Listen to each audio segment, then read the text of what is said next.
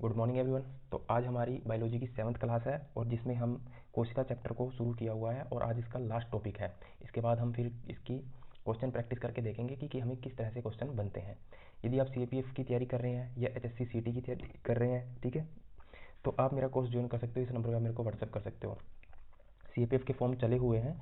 इसकी 10 मई last date है, शायद एक बार चेक कर लेना, 8 मई या कि 10 मई, उससे पहले पहले आप इसका फॉर्म फिल कर लीजिए यदि आप एलिजिबल हैं, ठीक है। तो आज की क्लास में हम देखेंगे केंद्रक को, क्योंकि हमारा एक ही पार्ट रह चुका है केंद्रक, जिसको न्यूक्लियस भी कहा जाता है।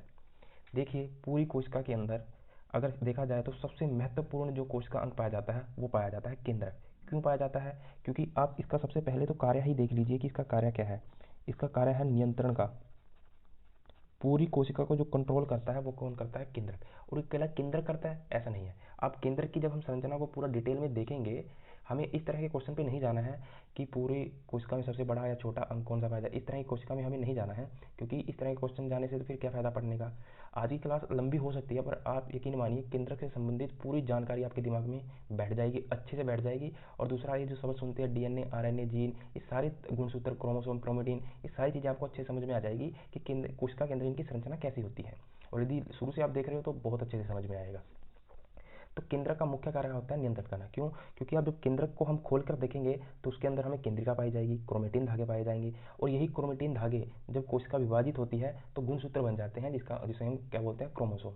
फिर हम इन गुणसूत्रों को देखते हैं तो ये जो बने होते हैं गुणसूत्र, ये DNA और प्रोटीन के बने होते हैं, ठीक है। तो प्रोटीन भी हम देखते हैं। प्रोटीन हमारे पास दो टाइप के पाए जाते हैं, हिस्टोन प्रोटीन और नॉन हिस्टोन प्रोटीन, ठीक है। तो ये जो प्रोटीन है, DNA है, तो अब फिर DNA को भी हम जब खोलते हैं तो देखते हैं कि DNA भी देखेंगे जो संरचना है वो जीन की बनी होती है, ठीक है। क्योंकि पूरे कोशिका को कंट्रोल करता है हमारा केंद्र। क्यों? क्योंकि उसके अंदर DNA, जीन, क्रोमोसोम, क्रोमेटिन, गुणसूत्र, ये सब संरचनाएं पाई जाती हैं। क्योंकि आपको पता है कि हमारे आनुवंशिक लक्षण हमारे से हमारे बच्चे में, यानी हमारे पिता से हमारे में और हमारे से हमारे बच्चे में जाते हैं, तो उनके लिए जो जिम्मेदार इकाई होती है वो होती है जीन, ठीक है। तो वो सारी चीज़ें आपको तब समझ में आएंगी ना, तब आप पूरी क्लास को अच्छे से देखोगे। और आज के बाद आपको कभी भी ये शिकायत नहीं रहेगी केंद्रक क्या होता है, या फिर उसमें कोशिका के अंदर जो केंद्रक है, गुणसूत्र, क्रोमेटिन क्या होते हैं, ये सारा डिटेल में समझ में आ जाएगा। क्योंकि हम इसको 6 to 12 NCERT के आधार पर देख रहे हैं, और उसको पूरा डिटेल में एक ही बार में करवा दूंगा, चाहे क्लास 1 से 1.5 घंटे की चली जाए, उसमें आपको घबराना नहीं है। देखिए, सबसे पहले केंद्रक की संरचना को, पहले तो केंद्रक के कार्य को देखिए कि किस तरह फंक्शन करता है। पहले मैं आपको एक उदाहरण से समझाने का प्रयास करता हूँ। जिस प्रकार आपने देखा होता है कि होटल होता है एक, होटल सभी ने देखा होगा। इस होटल को कंट्रोल करने के लिए उस होटल में कौन होते हैं? वर्कर। अब वर्कर तो कई होते हैं। इसी वर्कर को कंट्रोल करने के लिए आप देखेंगे होटल में क्या होता है? मैनेजर। और मैनेजर को भी कंट्रोल करने के लिए एक व्यक्ति होता है बॉस। जिस प्रकार की संरचना आपको होटल में दिखाई देती है ना, इसी प्रकार की संरचना आपको कोशिका में भी दिखाई देगी, ठीक है। जैसे आपकी एक क्या होती है? कोशिका होती है। और कोशिका के अंदर आपको पता है कि पूरी कोशिका को जीवित रखने के लिए जो जैविक कार्य किए जाते हैं वो किसके द्वारा किए जाते हैं? कोशिका अंग के द्वारा। कोशिका अंग, जिसे हम सेल ऑर्गन्स बोलते हैं।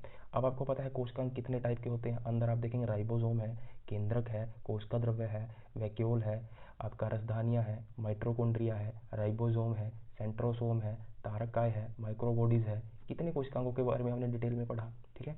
तो पूरी कोशिका को कंट्रोल करने के लिए कौन होता है? कोशिका अंग। जब ये कोशिका अंग अपने जैविक कार्य करते हैं तभी कोई कोशिका क्या होती है? जीवित रह पाती है। और अब देखते हैं हम कि इसी कोशिका अंग को कंट्रोल करने के लिए हमारे पास क्या होता है? केंद्रक। केंद्रक बहुत मुख्य भाग है। इसी कोशिका अंग को कंट्रोल करने के लिए हमारे पास क्या होता है? केंद्रक। और इस केंद्रक को भी कंट्रोल करने के लिए हमारे पास क्या होते हैं? DNA। क्योंकि जब हम केंद्रक को, संरचना को देखते हैं तो हमें उसमें क्या मिलता है? DNA, RNA, प्रोटीन, ठीक है। और इस DNA को कंट्रोल करने के लिए हमारे पास क्या होते हैं? जीन। तो अब देखा जाए कि जो DNA है, इस DNA की जो क्रियात्मक इकाई है वो क्या है? आपका क्रियात्मक खंड इकाई क्या है? जीन है, ठीक है। इधर से आप इसे कंपेयर करना चाहें, जैसे होटल को कंट्रोल कौन करता है? वर्कर। वर्कर को कंट्रोल कौन करता है? मैनेजर। और मैनेजर को कंट्रोल कौन करता है? बॉस। यानी सबसे ऊपर कौन होता है? बॉस। इधर देखें तो कोशिका को कंट्रोल कौन करता है? कोशिका अंग। कोशिका अंगों को कौन कंट्रोल करता है? केंद्रक। केंद्रक को कौन कंट्रोल करता है? DNA। और DNA कौन कंट्रोल करता है? जीन। तो इधर देखा जाए तो बॉस कौन है? जीन। और इधर देखा जाए तो होटल कौन है? कोशिका। तो इस तरह आपकी केंद्रक की संरचना होती है हमारी कोशिका के अंदर, ठीक है। तो इसी प्रकार हम देखें तो यदि मैं कोशिका का एक चित्र बनाना चाहूँ, तो वैसे हम बहुत चित्र बनाए हमने अभी तक कोशिका के। तो इस तरह क्या होती है? कोशिका होती है। एक कोशिका के अंदर ही क्या होता है? एक केंद्रक होता है। और मैंने बीच बीच में खाली स्थान क्यों छोड़ दिए, अभी इसका मतलब समझ में आने वाला है। और ये सारा जो भाग होता है ये क्या कहलाता है? केंद्रक के अलावा कोशिका द्रव्य। हम इसको पूरा डिटेल में समझ चुके हैं, जीव द्रव्य क्या है, प्रोटोप्लाज्म क्या है, केंद्रक द्रव्य, कोशिका द्रव्य, इन सब चीज़ों को डिटेल में हम समझ चुके हैं। ठीक है, इसी कोशिका द्रव्य में सभी कोशिकांग पाए जाते हैं और मुख्यतः कोशिका जो होती है आपकी केंद्रक, कोशिका द्रव्य और कोशिका झिल्ली यानी आवरण, इन्हीं तीनों से मिलकर बनी होती है कोशिका। और फिर कोशिका द्रव्य के अंदर ही क्या होते हैं, सारे ऑर्गन्स पाए जाते हैं। इन सब बातों को हम डिटेल में समझ चुके हैं। ठीक है, अब हम क्या करते हैं, इस बीच वाले भाग को जिसको हमने क्या कहा, केंद्रक। क्यों? क्योंकि हमें ये इसका नाम केंद्रक क्यों रखा गया? इसका कारण सिंपल है, क्योंकि ये केंद्रक में पाया जाता है, इस वजह से इसका नाम क्या रखा गया, केंद्रक रखा गया। यदि कहीं और पाया जाता तो कहीं कुछ और नाम होता, परंतु ये बीच में पाया जाता है, सेंटर में पाया जाता है, इसी वजह से इसका नाम क्या आता है, न्यूक्लियस अर्थात केंद्रक। यदि हम इसकी संगठन को देखें, केंद्रक के यदि हम संगठन को देखें तो हमें क्या दिखाई देता है कि यानी कहने के संगठन का मतलब कि ये किस किस से मिलकर बना होता है। तो इसमें देखेंगे प्रोटीन 70%। यदि आपसे पूछा जाए कि केंद्रक में सबसे ज़्यादा क्या पाया जाता है तो आप क्या कहेंगे, प्रोटीन। उसके बाद आप देखेंगे इसमें डीएनए 10%, आरएनए 2 से 3%, उसके बाद फास्फोलिपिड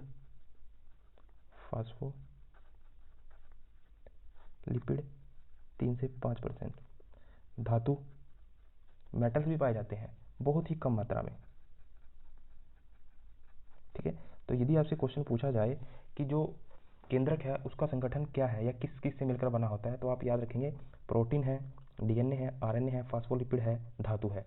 बहुत ही कम मात्रा में धातु पाया जाता है, परंतु पाया जाता है। कई बार क्वेश्चन में हो सकता है कि जैसे स्टेटमेंट वाले क्वेश्चन होते हैं या फिर उस तरह से अजीब से ऑप्शन आते हैं कि इनमें से कौन सा कोशिका अंग या इनमें से कौन सा संगठक केंद्रक में नहीं पाया जाता, तो आपको ये पांचों याद रखने हैं, ये है इसका संगठक। ठीक है, उसके बाद हम देखते हैं कि जो इनकी संख्या, केंद्रक की संख्या हर कोशिका अंग में क्या होता है, अलग अलग पाई जाती है। सामान्यतः आप देखेंगे कि जो जंतु कोशिका है या पादप कोशिका है, आप देखेंगे सामान्यतः एक कोशिका में एक केंद्रक पाया जाता है। ठीक है, एक कोशिका के अंदर, एक सेल के अंदर एक केंद्रक पाया जाता है सामान्यतः, और जिनमें एक केंद्रक पाया जाए उनको कहा जाता है एक केंद्रीय कोशिका। एक केंद्रीय कोशिका। तो ऐसी कोशिकाएं जिसमें केवल एक केंद्रक पाया जाए तो उसको क्या कहा जाता है, एक केंद्रीय कोशिका। आप देखेंगे कि इसके उदाहरण हो सकते हैं, एक तो जंतु की कोशिका, जंतु कोशिका, और दूसरा पादप कोशिका। और आपको पता है जंतु पादप कोशिका का मतलब पूरा डिटेल में हम देख चुके हैं यूकैरियोटिक और प्रोकैरियोटिक में, जब हमने इसको डिवाइड किया किस तरह से जंतु और पादप से अलग है, किस तरह यूकैरियोटिक प्रोकैरियोटिक से अलग है। ठीक है, कुछ कोशिकाएं ऐसी होती हैं जिसमें दो केंद्रक पाए जाते हैं, कुछ सेल ऐसे होते हैं जिनमें क्या होते हैं, दो केंद्रक पाए जाते हैं, उसे कहा जाता है द्विकेंद्रिय कोशिका। तो ऐसी कोशिका जिसमें दो केंद्रक पाए जाएं उसे कहा जाता है द्विकेंद्रिय कोशिका। और इसका सबसे अच्छा उदाहरण है पैरामीशियम।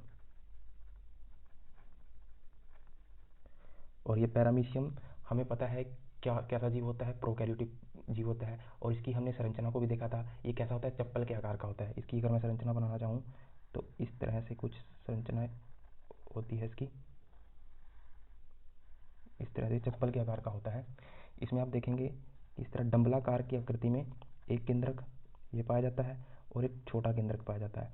इसे एक को मैक्रो बोला जाता है, एक को माइक्रो। मैक्रो का मतलब होता है बड़ा और माइक्रो का मतलब होता है छोटा। ठीक है, तो पैरामीशियम जो जीव है उसकी कोशिका में कितने केंद्रक पाए जाते हैं, दो केंद्रक। ठीक है, कुछ जीव ऐसे होते हैं जिनकी कोशिकाओं में दो से ज़्यादा केंद्रक पाए जाते हैं, यानी दो से ज़्यादा केंद्रक,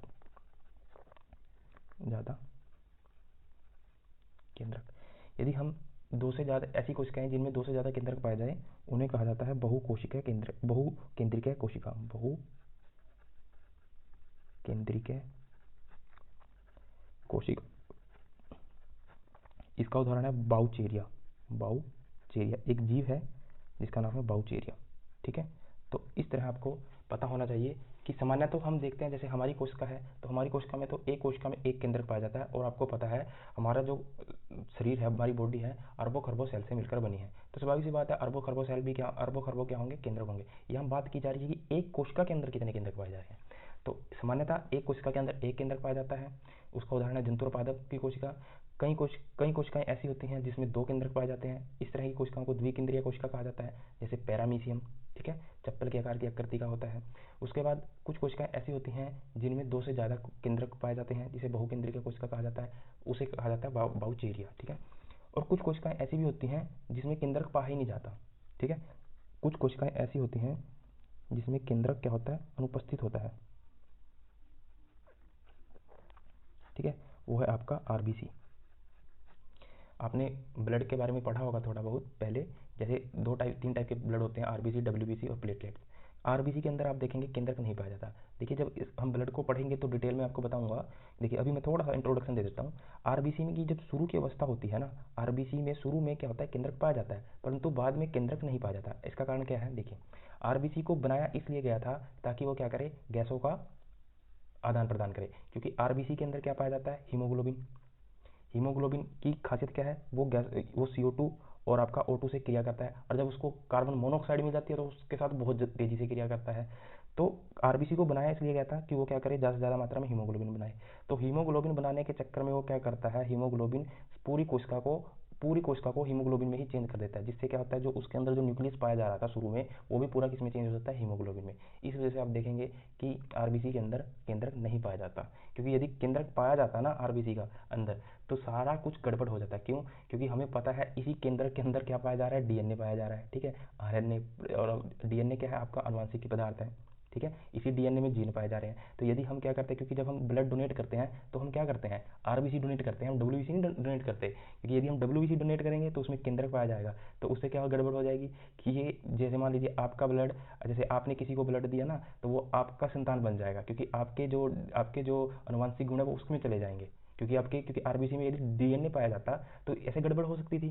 पर इसी वजह से आप देखेंगे आरबीसी में डीएनए नहीं पाया जाता। इसी वजह से जब हम ब्लड डोनेट करते हैं तो हम क्या करते हैं, आरबीसी डोनेट करते हैं, डब्ल्यूबीसी या प्लेटलेट्स डोनेट नहीं किया जाता। ठीक है, तो कुछ कोशिका ऐसी होती है, क्योंकि आरबीसी की कोशिका हमने शुरू में देखी थी कैसी होती है, डंबलाकार होती है, कहीं गोल भी होती है। ठीक है, ये सारी चीज़ें मैं आपको शुरू की क्लासेस में बता चुका हूँ। तो ऐसी कोशिकाएं भी होती हैं जिनमें केंद्र क्या होता है, अनुपस्थित होता है, जिसका सबसे अच्छा एग्जांपल है आरबीसी की कोशिका। ठीक है, जिसको रेड ब्लड सेल भी कहा जाता है, और इसको हिंदी में कहा जाता है रक्ताणु, और इसका एक दूसरा नाम क्या है, इरिथ्रोसाइट। इरिथ्रोसाइट, और इसको रक्ताणु भी कहा जाता है। तो कहीं से भी कोई क्वेश्चन आए तो आपको फंसना नहीं है बिल्कुल भी। ये तो हमने देखा संख्या, कि केंद्रक में क्या होता है, संख्या होती है। अब मैं आपको केंद्रक का थोड़ा सा अंदर की संरचना को दिखाता हूँ कि इसमें अंदर में क्या क्या पाया जाता है। देखिए अभी आप क्या करिए कि ये केंद्रक पाया जा रहा है, कोशिका ये है, और इसके अंदर क्या पाया जा रहा है, ये केंद्रक पाया जा रहा है। अभी आप इतना देख पा रहे हो। अब हम क्या करते हैं, क्योंकि आपको पता है कि 1940 के बाद जब आपका इलेक्ट्रॉन माइक्रोस्कोप खोजे गए, तो जब 1940 के बाद जब आपके इलेक्ट्रॉन माइक्रोस्कोप खोजे गए, और उसके बाद भी हमने क्या किया, इलेक्ट्रॉन माइक्रोस्कोप के जरिए भी हमें जो कोशिका के अंदर अंग पाए जा रहे हैं, सेल ऑर्गन्स, उनको तब भी हम अच्छे से नहीं देख पा रहे थे। क्यों नहीं देख पा रहे थे, क्योंकि वो इतने छोटे आकार के थे कि उनको अच्छे से स्पष्ट दिखाई देना संभव नहीं था। फिर हमने क्या किया, अभिरंजकों का यूज़ करना स्टार्ट कर दिया। अभिरंजकों का, अभिरंजक क्या होते हैं, जिसको हम स्टेन भी बोलते हैं, यानी कलर करना। ठीक है, तो अभिरंजकों का जैसे ही यूज़ किया, अभिरंजकों की सहायता से हमें क्या दिखाई देने लगे, कोशिका के अंदर जो अंग थे वो स्पष्ट रूप से दिखाई देने लगे। और अभिरंजकों में भी हम क्या यूज़ करते हैं, एक तो आयोडीन, एक सेफ्रानिन, और एक मैथिलीन ब्लू। ये तीनों क्या है, अभिरंजक है। अभिरंजक का मतलब कलर है ये। इनको क्या करते हैं हम, इस कोई भी कोशिका अंग देखना होता है उस पर लगा देते हैं, जिससे क्या होता है, वो संरचना हमें स्पष्ट रूप से दिखाई देती है। क्योंकि इलेक्ट्रॉन माइक्रोस्कोप के जरिए भी हमें कई संरचनाएं स्पष्ट रूप से दिखाई नहीं दे रही थी। तो जैसे ही 1940 के बाद आप देखेंगे कि अभिरंजकों का यूज़ करके, इलेक्ट्रॉन माइक्रोस्कोप का यूज़ करके हमने जब इन संरचनाओं को देखा तो हमें स्पष्ट संरचनाएं दिखाई दी। क्योंकि आपको पता है कि जो केंद्रक था, केंद्रक की खोज किसने की थी, केंद्रक की खोज सबसे पहले 1831 में रॉबर्ट ब्राउन ने की थी। रॉबर्ट ब्राउन ने की थी। केंद्र की खोज किसने की थी, रॉबर्ट ब्राउन ने। ये बहुत इंपॉर्टेंट क्वेश्चन है। ठीक है, रॉबर्ट ब्राउन ने 1831 में खोज कर दी थी, परंतु आपको पता है कि उस समय तक इलेक्ट्रॉन माइक्रोस्कोप नहीं आए थे, जिसके वजह से हम कोशिका के अंदर पाई जाने वाली समस्त कोशिका अंगों को अच्छे से नहीं देख पा सकते थे। क्योंकि हमने आपको चैप्टर शुरू करने से पहले एक बात बताई थी, वो क्या थी कि आपका जो ये कोशिका चैप्टर जो आज हम पढ़ रहे हैं, ये अचानक से एकदम से नहीं आ गया था। इसकी एक विकास यात्रा रही थी, जो आप देखेंगे कि 1665 से स्टार्ट हुई थी और कहाँ 1940-50 तक चली थी। फिर हमने देखा, जब भी हमने कोई कोशिका अंग देखा तो हमने उसके सभी कोशिका अंगों के बारे में डेट भी बताई। जैसे हमने राइबोसोम के बारे में पढ़ा था, तो हमने देखा कि इसकी खोज जॉर्ज पैलेट ने 1953 में की। तो इसकी एक विकास यात्रा रही थी, परंतु आज जो हम पढ़ रहे हैं कोशिका को, आज हमारे सामने सारी चीज़ें उपस्थित हैं, इस वजह से हम उसको आसानी से पढ़ पा रहे हैं। ठीक है, तो ये आपको बिल्कुल दिमाग में बिठा के रखना है कि इसकी एक विकास यात्रा रही है, और उस विकास यात्रा में धीरे धीरे हमें अंदर के स्ट्रक्चर का पता चला और फिर हमने इसकी स्टडी करनी स्टार्ट की। ठीक है, तो 1940 के बाद जब इलेक्ट्रॉन माइक्रोस्कोप बनने लगे और फिर हमने कुछ अभिरंजकों का यूज़ करके, जिसमें आयोडीन, सेफ्रामीन और मैथिलीन ब्लू, इनका यूज़ करके हमने अंदर की संरचनाओं को देखा, केंद्र की संरचनाओं को देखा, तो हमें कुछ संरचनाएं इस प्रकार की दिखाई दी जो हम अभी बना के दिखाएंगे आपको। अभी आपने क्या देखा कि कोशिका होती है, कोशिका के अंदर क्या होता है, केंद्रक होता है। अब मैं क्या करता हूँ, इस केंद्रक को क्या कर लेता हूँ, काट लेता हूँ, बाहर निकाल लेता हूँ कोशिका से, और उसको मैं आपको काट कर दिखाता हूँ। जैसे ये केंद्रक है, ठीक है, समझ आ रहा है ना, ये केंद्रक है, और इसको मैं क्या कर लेता हूँ, इतना इतना भाग काट के बाहर निकाल देता हूँ, और फिर इसके अंदर के भाग को दिखाता हूँ, 3D फॉर्म में दिखाने का प्रयास करता हूँ, जिससे क्या होगा कि आपको और अच्छे से समझ में आएगा। और हमने क्या किया, ये जो अभिरंजक है, सेफ्रामीन है, मैथिलीन ब्लू है, आयोडीन है, इन अभिरंजकों का यूज़ करके हमने अंदर की संरचनाओं को देखने का प्रयास किया। आपको पता है ये केंद्रक है, और केंद्रक के चारों ओर क्या है, ये कोशिका है, कोशिका में क्या होता है, कोशिका द्रव्य है। अब मैं क्या करता हूँ, इसको जूम करके दिखाता हूँ। जूम का मतलब समझते हो, बड़ा करके दिखाता हूँ, और बड़ा भी किसमें, मैं इसको 3D फॉर्म में दिखाता हूँ। और 3D फॉर्म में भी हमें कैसे दिखाई देगा, ये इलेक्ट्रॉन माइक्रोस्कोप के जरिए दिखाई देगा। और इलेक्ट्रॉन माइक्रोस्कोप में भी हम क्या करेंगे, जब हम इलेक्ट्रॉन माइक्रोस्कोप के जरिए उसका की अंदर की संरचना, चाहे केंद्र को कोई भी संरचना हो, उसको देखेंगे ना, तो वो स्पष्ट दिखाई नहीं देगी। स्पष्ट देखने के लिए हमें क्या करना पड़ता है, अभिरंजकों का यूज़ करना पड़ता है, कलर का यूज़ करना पड़ता है। और उन अभिरंजकों के नाम क्या है, चाहे आयोडीन यूज़ कर लीजिए, सेफ्रामीन यूज़ कर लीजिए, मैथिलीन ब्लू यूज़ कर लीजिए, कोई भी आप यूज़ कर सकते हो, तो आपको संरचना दिखाई देगी। अब मैं क्या करता हूँ, इस संरचना को जूम करके दिखाता हूँ। ठीक है, तो यहाँ अगर मैं जूम करके दिखाना चाहूँ तो मुझे इस तरह की संरचना दिखाई देगी।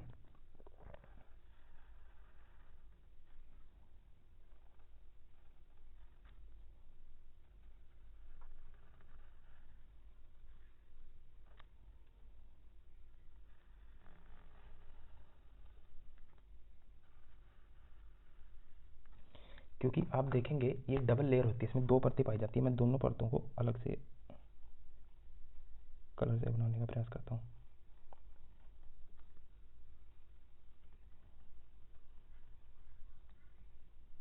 ये क्या है, आपका केंद्रक, और इसमें आप देखेंगे जगह जगह पर क्या पाए जाते हैं, केंद्रक छिद्र पाए जाते हैं। इन केंद्रक छिद्र का क्या काम है, वो आगे आपको पता चलने वाला है।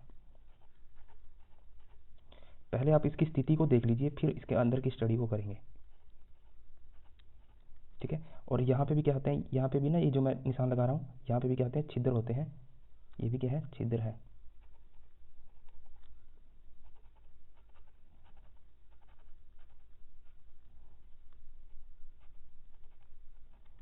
ये कुछ नहीं है, ये केंद्रक है। केंद्रक कैसा है, ये 3D फॉर्म में है। ठीक है, यानी इस भाग, इसको उठा के आप यहाँ बीच में कोशिका में रख दो तो ये केंद्रक बन जाएगा। ये इस तरह से था, केंद्र के बीच में ऐसा था।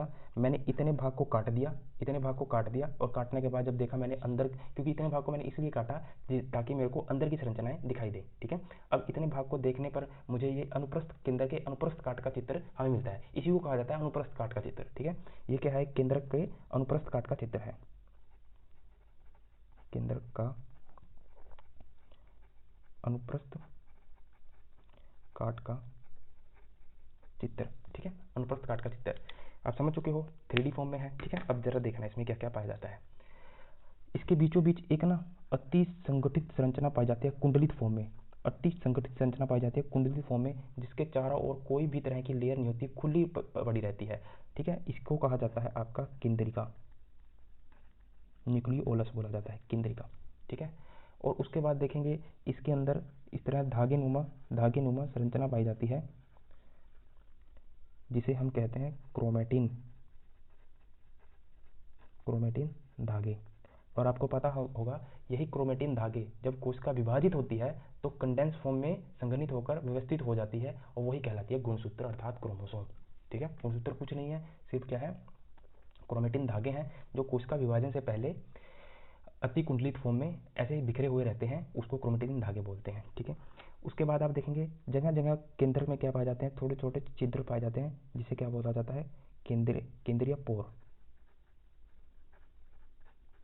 न्यूक्लियर पोर भी बोला जाता है इंग्लिश में, इसे केंद्रीय छिद्र भी बोला जाता है। ठीक है, दूसरा आप देखेंगे कि मैंने आपको ये जो एक ब्लू कलर से दिखाया, एक ब्लैक कलर से दिखाया, और इनके बीच में एक अवकाश दिख रहा है, खालिस्तान दिख रहा है। जैसे ये क्या है, खालिस्तान दिख रहा है इनके बीच में, और ये क्या है, न्यूक्लियर पोर है, केंद्रक छिद्र है। क्योंकि ये 2 लेयर का बनाता है। जैसे ये क्या है, जो ब्लू कलर वाली है, ये पहली लेयर है, ब्लैक कलर वाली दूसरी लेयर है, यानी 2 लेयर का बनाता है। और इनके लेयर के बीच में क्या होता है, खालिस्तान पाया जाता है, जिसे कहा जाता है आपका पेरी न्यूक्लियर स्पेस। ठीक है, जिसे हिंदी में बोला जाता है परिकेंद्रीय अवकाश, इस खाली स्थान को बोला जाता है परिकेंद्रकीय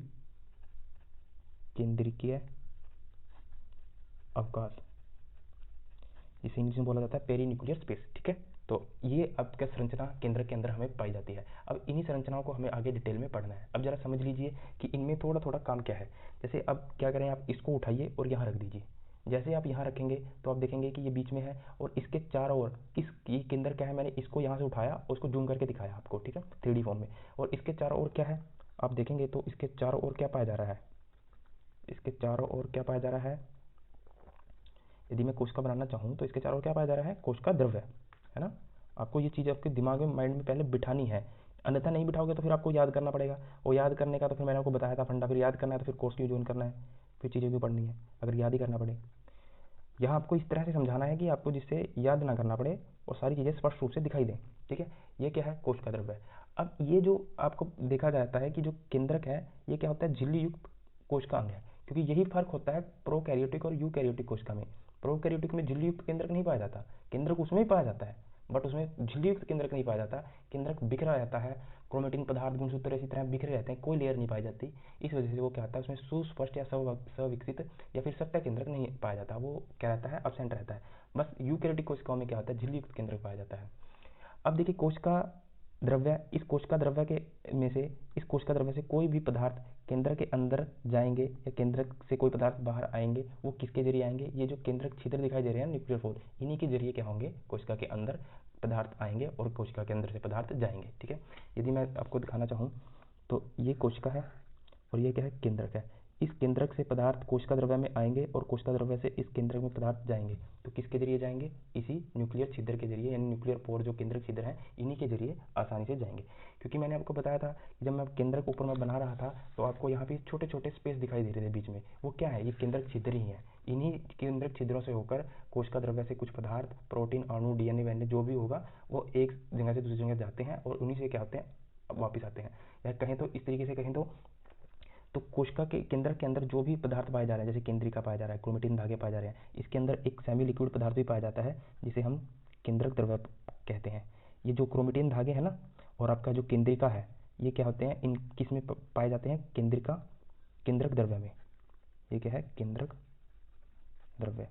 द्रव्य क्यों बोला, क्योंकि इसके अंदर क्या पाया जा रहा है, ये सेमी लिक्विड फॉर्म में पाया जा रहा है, मैट्रिक्स फॉर्म में। और मैट्रिक्स का मतलब मैं आपको बता चुका हूँ पहले ही।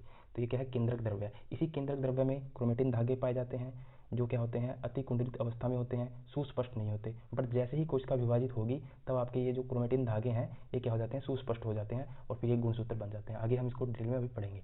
ठीक है, ये है केंद्रक का चित्र, ये केंद्र की कुछ संरचनाएं आपको पता होनी चाहिए। फिर आगे हम इसका पूरा डिटेल में अध्ययन करते हैं।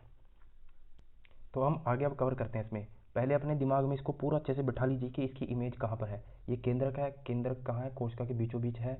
और ये क्या है, केंद्रक के अंदर क्या पाया जा रहा है, केंद्रक द्रव्य, फिर केंद्रिका पाया जा रहा है, फिर क्रोमेटिन धागे पाए जा रहे हैं। इसके चारों ओर इसकी परत पर क्या पाए जा रहे हैं, छिद्र पाए जा रहे हैं, जिसे हम केंद्रिका छिद्र का बोल रहे हैं, केंद्रीय पोर बोलते हैं, केंद्रिका पोर। ठीक है, 2 लेयर पाए जा रहे हैं इसमें, पहला आवरण, दूसरा आवरण। इनके बीच में जो खाली स्थान पाया जा रहा है इसको परिकेंद्रीय अवकाश बोलते हैं, पेरी न्यूक्लियर स्पेस बोलते हैं। ठीक है, ये सब चीज़ें अपने दिमाग में अच्छे से पहले बिठा लीजिए और फिर हम इसको डिटेल में आगे कवर करते हैं। फिर पहले हम केंद्रिका को उठाएंगे। अभी देखिए, पहले केंद्रिका को, फिर क्रोमेटिन धागों को उठाएंगे और फिर इनके बारे में तो ज़्यादा पढ़ने की जरूरत नहीं है, इनको तो मैंने ऐसे ही बता दिया। केंद्रक द्रव्य के अंदर भी पढ़ने की ज़्यादा जरूरत नहीं है। बस केंद्रक के अंदर जो द्रव्य पाया जा रहा है, जो अधातरी पाई जा रही है, जिसको हम क्या बोलते हैं, मैट्रिक्स। और मैट्रिक्स क्या होता है, मैट्रिक्स क्या होता है, आपका तरल पदार्थ होता है। ठीक है, तरल पदार्थ और कुछ नहीं है। इस सेमी लिक्विड जो फॉर्म पाया जा रहा है केंद्र के अंदर, मैट्रिक्स, इसी का क्या कहा जाता है, केंद्रक द्रव्य। इसी केंद्रक द्रव्य में ही आप देखेंगे केंद्रिका पाई जा रही है, क्रोमेटिन धागे पाए जा रहे हैं, और यही क्रोमेटिन धागे आगे गुणसूत्र बनेंगे। और कैसे बनेंगे आपको पूरा डिटेल में पढ़ना है। पहले हम उठाते हैं केंद्रिका को। अब कल्पना कर लीजिए केंद्रिका कहाँ पर है, फिर ये केंद्रिका कहाँ है, केंद्र के अंदर। केंद्रिका कहाँ है, केंद्र के अंदर। और केंद्रक कहाँ है, कोशिका के बीच में। और कोशिका, फिर आप देख लो कोशिका का आकार कितना छोटा होता है। और फिर हम देखते हैं कि आपका अरबों खरबों कोशिकाओं से मिलकर पूरी शरीर का निर्माण होता है, फिर कैसे उत्तक का निर्माण होता है, ये सारी चीज़ें मैं आपको बता चुका हूँ पहले। सबसे पहले हम उठाते हैं केंद्र के अंदर की संरचना पाई जा रही है, केंद्रिका। तो हमने देखा कि केंद्र के अंदर जो केंद्रिका पाई जा रही है अति संघनित फॉर्म में पाई जा रही है। और आप देखेंगे इसके चारों ओर किसी भी तरह की कोई झिल्ली नहीं है। पहली बात, क्या मैंने आपको कहा, कि इसके चारों ओर कोई झिल्ली है, तो आप कहेंगे नहीं, झिल्ली किसी भी तरह की कोई भी लेयर नहीं पाई जा रही। और आप देखेंगे कि जो ये केंद्रिका है, ये संघनित फॉर्म में केंद्रिका है, इसको मैंने कहाँ से उठाया, अपने माइंड में पूरा बिठा लीजिए इस मैप को, ये रही, इसको उठाया, आप देख रहे हैं सीधा कोशिका केंद्रक द्रव्य से क्या है, टच में है सीधा, और कोई भी इसके अंदर झिल्ली नहीं पाई जा रही। केंद्रक द्रव्य का कोई भी पदार्थ इसमें आ जा सकता है, इसका कोई पदार्थ इसके अंदर आ जा सकता है, आराम से गमन कर सकता है, ठीक है। तो आप देखेंगे इसके चारों ओर कोई भी झिल्ली नहीं पाई जा रही, और ये किसके डायरेक्ट संपर्क में है, किसके डायरेक्ट टच में है, केंद्रक द्रव्य के, केंद्रक द्रव्य के, केंद्रक द्रव्य से डायरेक्ट क्या है, टच में है ये। और जब हमने केंद्रिका को भी माइक्रोस्कोप के जरिए देखा, तो ये केंद्रिका हमें दो टाइप की दिखाई दी। एक तो आपकी कणिकामय, कणिकामय का मतलब आप समझ चुके हो कि उस पर क्या होगा, छोटे छोटे कण लगे होंगे, और एक तंतुमय। जो कणिकामय केंद्रिका थी, इसे बोला जाता है पार्स ग्रेनुलोलस, ग्रेन्युलोलस, ठीक है, क्योंकि ग्रेनुलोलस, कणिकामय का मतलब क्या होता है, ग्रेनुलोलस ही होता है, ठीक है। और इसी को ग्रेनुलोलस को ही ग्रेनुलोलीसा भी, लोसा भी बोला जाता है, दोनों एक ही है, आपको घबराना नहीं है। दूसरी जो हमें केंद्रिका दिखाई दी, वो तंतु के मई के आकार की दिखाई दी, फाइबर के आकार की। तंतु क्या होता है, फाइबर की तरह होता है, इसी वजह से इसका नाम क्या पड़ गया, पार्स फाइब्रोनीसा, ठीक है। तो हमें दो टाइप की केंद्रिका मिलती है, एक तो कणिकामय और जो एक होता है तंतुमय। जो कणिकामय होती है उसे पार्स ग्रेनुलोसा बोला जाता है, जो तंतुमय होती है उसे पार्स फाइब्रोनीसा बोला जाता है। और इसी केंद्रिका के अंदर एक द्रव्य पाया जाता है, द्रव्य का मतलब समझ रहे हो, यानी मैट्रिक्स पाया जाता है। मैट्रिक्स मतलब सेमी लिक्विड पदार्थ, ठीक है, और इसको बोला जाता है पार्स अमार्फा, अमार्फा। बस केंद्रिका के बारे में आपको इतनी स्टडी एनफ है, ठीक है, इतना स्टडी कर लेना बहुत हो जाएगा। उसके बाद हम देखते हैं कि जो न्यूक्लियर स्पेस यानी परिकेंद्रिक अवकाश,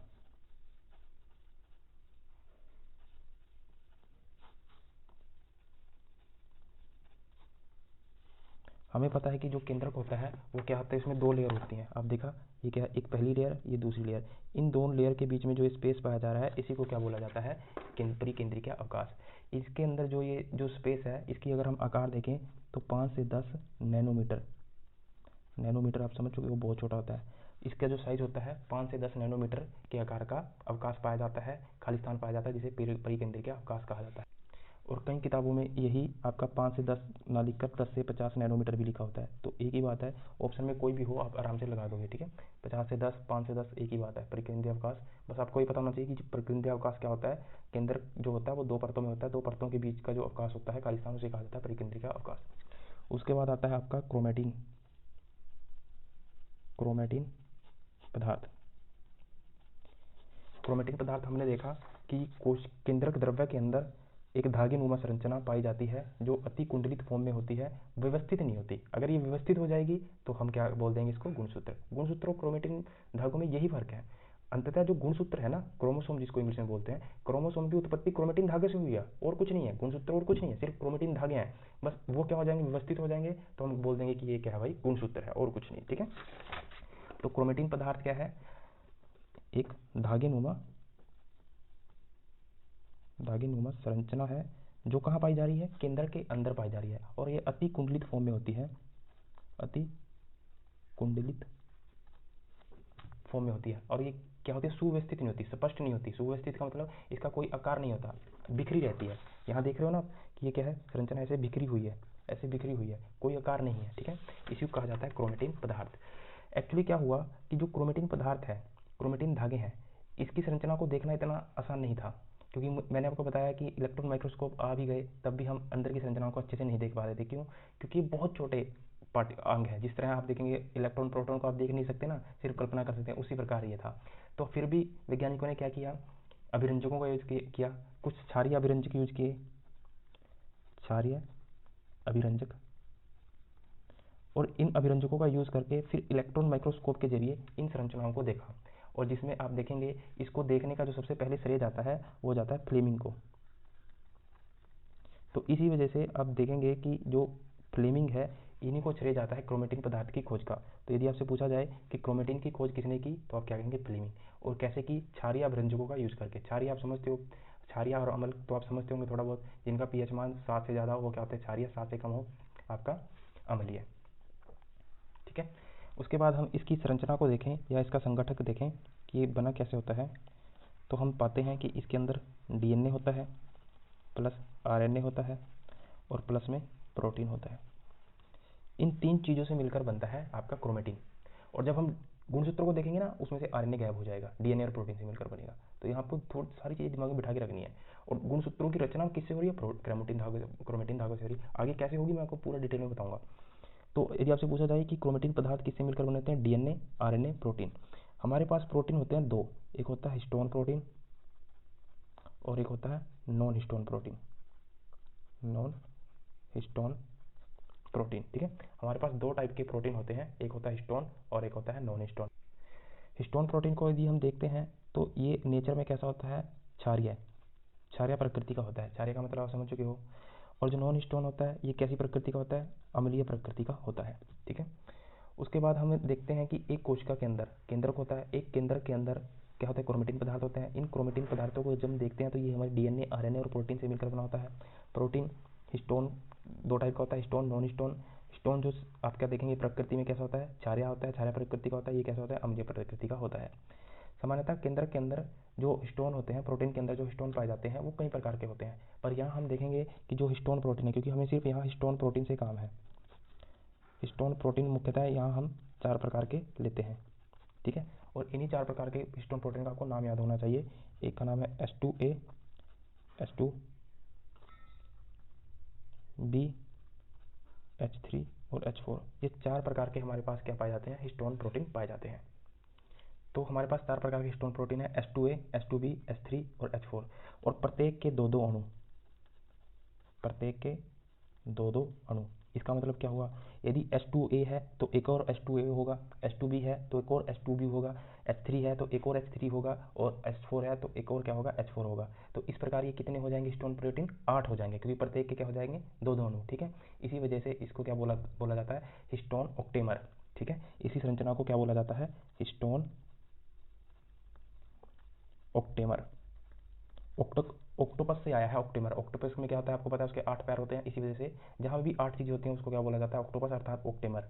तो क्योंकि दो प्रत्येक के दो दो अणु, इसके भी दो अणु, इसके भी दो अणु, इसके भी दो अणु, इसके भी दो अणु, तो कुल कितना हो जाएगा, 8। तो इस वजह से इसको क्या बोला जाता है, हिस्टोन ऑक्टेमर।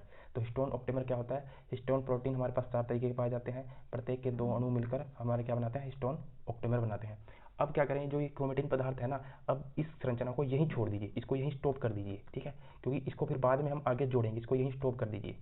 एक्चुअली हुआ क्या था कि देखिए, क्योंकि जो क्रोमेटिन पदार्थ थे इलेक्ट्रॉन माइक्रोस्कोप से तो हमें अच्छे से दिखाई नहीं दे रहे थे। हमने क्या किया, अभिरंजक का यूज़ किया। अभिरंजकों का यूज़ करके हमने क्या किया, उनको स्टेन करना स्टार्ट कर दिया।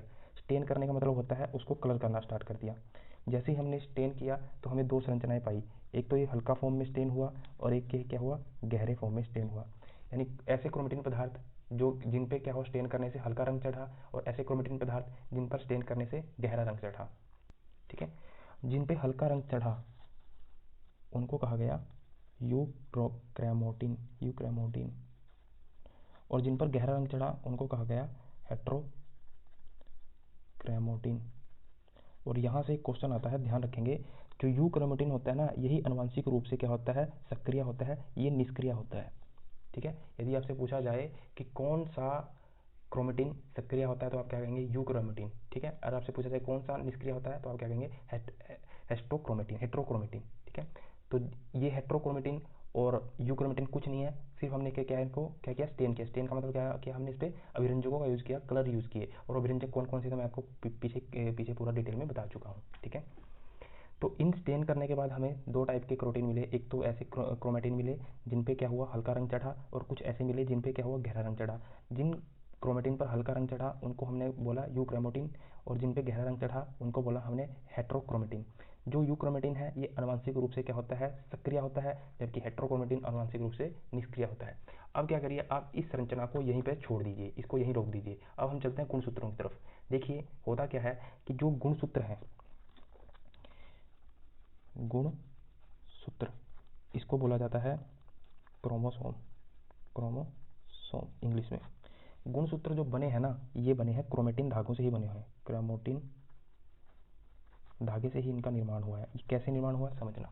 हमें पता है कि जब हमने रुडोल्फ विर्चो को पढ़ा था, जैसे कि स्लीडन और सवान ने जब कोशिका सिद्धांत दिया कि प्रत्येक जीव, इस पृथ्वी पर प्रत्येक जीव किससे मिलकर बना है, कोशिका से मिलकर बना है, परंतु जब उनसे ये पूछा गया कि प्रत्येक जीव कोशिका से मिलकर बना है, पर जो नई कोशिकाएं हैं वो कैसे बन रही हैं, तो इसका जवाब उनके पास नहीं था। फिर इसका जवाब आपको पता है, रडोल्फ विर्चो ने बताया, क्या कहा कि जो प्रत्येक कोशिका है वो क्या है, प्रत्येक जीव है वो कोशिका से मिलकर तो बन रहा है, परंतु जो नई कोशिका बन रही है ना जीव के अंदर, वो क्या बन रही है, अपनी पूर्व में स्थित पूर्ववर्ती कोशिकाओं से मिलकर बन रही है। फिर लोगों ने पूछा कि जो कोशिका मर जाती है उसका क्या होता है, तो उन्होंने कहा कि जो कोशिका मर जाती है उसको हम डेड सेल बोलते हैं, और ये डेड सेल हमारे शरीर में बाल के फॉर्म में, हमारे क्या नाखूनों के फॉर्म में हमें दिखाई देते हैं। ये जो नाखून है, हमारे सिर पर बाल हैं, सिर पे बाल हैं, कहीं भी बाल होते हैं, ये क्या होते हैं, डेड सेल का ही नतीजा है। ठीक है, तो गुणसूत्र जो है वो क्रोमेटिन धागों से ही मिलकर बने हैं, परंतु जो क्रोमेटिन धागे हैं, यहाँ दो बातें याद रखेंगे, जो क्रोमेटिन धागे हैं, क्रोमेटिन धागे हैं, ये जब कोशिका सामान्य रूप से होती है, जब कोशिका क्या होती है, सामान्य रूप से होती है, उसमें किसी तरह का कोई विभाजन नहीं हो रहा होता, तब तो ये क्रोमेटिन धागों की फॉर्म में होता है। और जैसे ही कोशिका जब क्या होती है, विभाजित होती है, हमें पता है कि एक कोशिका से क्या होती है, दो कोशिका का निर्माण होता है, फिर ये आगे जाके विभाजित होती है, फिर ये आगे जाके विभाजित होती है, इसको हम मदर सेल बोलते हैं, इसको डॉटर सेल भी बोलते हैं। ठीक है, मदर सेल से क्या होता है, डॉटर सेल बनती है दो, फिर यही डॉटर सेल बाद में मदर सेल बनती है, फिर डॉटर सेल बनाती है, इस प्रकार ये पूरा कोशिका विभाजन चलता रहता है। ठीक है, आगे हम पूरा इसका टॉपिक, जो अगला टॉपिक हम पढ़ेंगे, कोशिका विभाजन ही पढ़ना है हमें, वो फिर उसको हम डिटेल में देखेंगे। अभी सिर्फ ये समझिए कि कोशिका क्या होती है, विभाजित होती है, विभाजित होकर अपने जैसी दो संतानें बनाती है, जिसको हम डॉटर सेल बोलते हैं, अर्थात कोशिका विभाजन कहते हैं। ठीक है, तो क्रोमेटिन धागे जब कोशिका सामान्य अवस्था में होती है, यानी जब इस अवस्था में होगी, विभाजित नहीं हो रही होगी, तब वो जो अति कुंडलित फॉर्म में जो धागेनुमा संरचना है वो क्या कहलाती है, क्रोमेटिन धागे। और जब कोशिका विभाजित हो जाती है तो यही धागेनुमा संरचना जब कोशिका का क्या होता है, विभाजन होता है। यहाँ इंपॉर्टेंट शब्द है ये, विभाजन। ठीक है, तो जब कोशिका का विभाजन होता है तो यही जो धागेनुमा संरचना थी, धागेनुमा संरचना अति संघनित होकर, अति कुंडलित फॉर्म में संघनित होकर, संघनित का मतलब कंडेंस होकर सुव्यवस्थित हो जाती है, सुव्यवस्थित हो जाती है, सही से क्या हो जाती है, व्यवस्थित हो जाती है, और यही सुव्यवस्थित होना कहलाता है आपका गुणसूत्र। गुणसूत्र का निर्माण किससे हुआ है, क्रोमेटिन धागे से हुआ है। और क्रोमेटिन धागे जब कोशिका सामान्य अवस्था में थी तो ये क्या थी, धागेनुमा संरचना के रूप में क्या थी, बिखरी पड़ी थी, कोई इसका आकार आकृति नहीं था। आपने देखा क्रोमेटिन धागे किस तरह थे, इस तरह बिखरे पड़े थे, किसके अंदर, केंद्रक द्रव्य के अंदर। ये पूरी संरचना आपके दिमाग में फिट बैठ जानी चाहिए, जरा देखना यहाँ पे। ठीक है, ये रहे क्रोमेटिन धागे, ये कहाँ पर पाए जा रहे हैं, कहाँ पाए जा रहे हैं, केंद्रक द्रव्य में। केंद्रक द्रव्य कहाँ है, केंद्रक कहाँ है, कोशिका के बीच में। ठीक है, ये सारा मैप आपके दिमाग में बैठना चाहिए, तब जाके चीजें अच्छे से समझ में आएंगी। ठीक है, तो यहाँ से आपने क्या देखा कि जो गुणसूत्र है कुछ नहीं है, किससे मिलकर बने हैं, क्रोमेटिन धागों से ही मिलकर इसकी उत्पत्ति हुई है। बट याद रखेंगे, गुणसूत्र तब बनते हैं जब कोशिका क्या होती है, विभाजित होती है, जब कोशिका में क्या होता है, विभाजन होता है, अन्यथा गुणसूत्र नहीं बनते। उससे पहले का जो फॉर्म होता है, जो गुणसूत्र के पहले की जो फॉर्म है वो क्या है, क्रोमेटिन धागे। जब सामान्य अवस्था में कोशिका होती है तब वो क्रोमेटिन धागों के फॉर्म में होती है गुणसूत्र, और जब कोशिका विभाजित होती है तब गुणसूत्र के फॉर्म में आ जाते हैं क्रोमेटिन धागे। अब देखिए क्रोमेटिन धागे कैसे होते हैं, और डीएनए क्या होता है, और फिर जो हमने ये बताया ना कोहिस्टोन प्रोटीन, ये कैसे उसमें जुड़े होते हैं, रैप्ट होते हैं, फिर एक संरचना बोलती है न्यूक्लियोसोम बोलते हैं, बहुत इंपॉर्टेंट है, उसको समझते हैं। ठीक है, पहले गुणसूत्र के बारे में थोड़ी थोड़ी बातें जान लेते हैं एग्जाम के पॉइंट ऑफ व्यू से, फिर हम इसकी संरचना को देखेंगे। यदि गुणसूत्र का संगठक देखा जाए, संगठक को बाद में देखेंगे, पहले इसकी ये देख लेते हैं बेसिक जानकारी। गुणसूत्र की जो खोज की थी वो की थी स्टार्स बर्गर ने। ठीक है, और जो ये गुणसूत्र है केवल यूकैरियोटिक कोशिका में ही पाया जाता है। क्यों पाया जाता है, हमने देखा कि यूकैरियोटिक कोशिका में क्यों पाया जा रहा है, प्रोकैरियोटिक में क्यों गुणसूत्र क्यों नहीं पाया जा रहा है, क्योंकि उसमें गुणसूत्र बिखरा पड़ा होता है। और गुणसूत्र का मतलब ये है कि वो संघनित फॉर्म में पाया जाए, व्यवस्थित फॉर्म में पाया जाए, और उसमें गुणसूत्र नहीं होता प्रोकैरियोटिक कोशिका में। वो गुणसूत्र हम इसलिए बोल देते थे उसको कि वो क्योंकि हम जानते हैं कि गुणसूत्रों की जो रचना है वो क्रोमेटिन धागों से होती है, और वो धागे ऐसे, आप देखेंगे जब हमने प्रोकैरियोटिक कोशिका का चित्र बनाया था तो जो बीच में इस तरह की संरचना बिखरी हुई दिखाई दी थी, वो क्या थी, क्रोमेटिन धागे थे। ठीक है, क्योंकि वो यदि संघनित फॉर्म में होते तो हम संघनित फॉर्म में तब होते जब वो केंद्र के अंदर होते, केंद्र के अंदर तब होते जब वो केंद्र के चारों क्या होती, झिल्ली पाई जाती, तब हम कहते कि हाँ ये संघनित फॉर्म में है। तो इस तरह देखते हैं कि प्रोकैरियोटिक कोशिका में तो केंद्र की झिल्ली नहीं पाई जा रही है, तो इस वजह से जो क्रोमेटिन धागे थे वो भी क्या होते हैं, अति कुंडलित अवस्था में ऐसे बिखरे होते हैं। इस वजह से हम कह देते हैं कि गुणसूत्र क्या होता है, केवल यूकैरियोटिक कोशिका में पाया जाता है। और इसके जो संगठक होता है, इसका संगठक होता है डीएनए प्लस प्रोटीन। इसका मतलब क्या है कि जो गुणसूत्र है वो डीएनए और प्रोटीन से मिलकर बना है। और अभी आपका डिफरेंस आ जाएगा। आपने देखा कि जो क्रोमेटिन धागे थे, क्रोमेटिन पदार्थ थे, वो किससे मिलकर बने हुए थे? डीएनए, आरएनए प्लस प्रोटीन से। और प्रोटीन आपको पता है इसमें स्टोन और आपका देखते हैं नॉन स्टोन प्रोटीन होते हैं, खुद में अंडरस्टूड है, अब समझ चुके होंगे आप। तो एक पहला अंतर तो क्रोमेटिन धागा और गुणसूत्र में यह आ जाता है कि गुणसूत्र की जो संरचना है, संगठन है, वो किससे मिलकर बना होता है? डीएनए से और प्रोटीन से। जबकि क्रोमेटिन धागे किससे मिलकर बने होते हैं? डीएनए और आरएनए और प्रोटीन से मिलकर बने होते हैं। पहला अंतर तो यही आ जाता है। दूसरा तो खोज के आधार पर फिर केवल यूकेरियोटिक कोशिका में पाया जाता है, जबकि गुणसूत्र क्रोमेटिन धागे क्या होंगे? प्रोकैरियोटिक में पाए जाएंगे।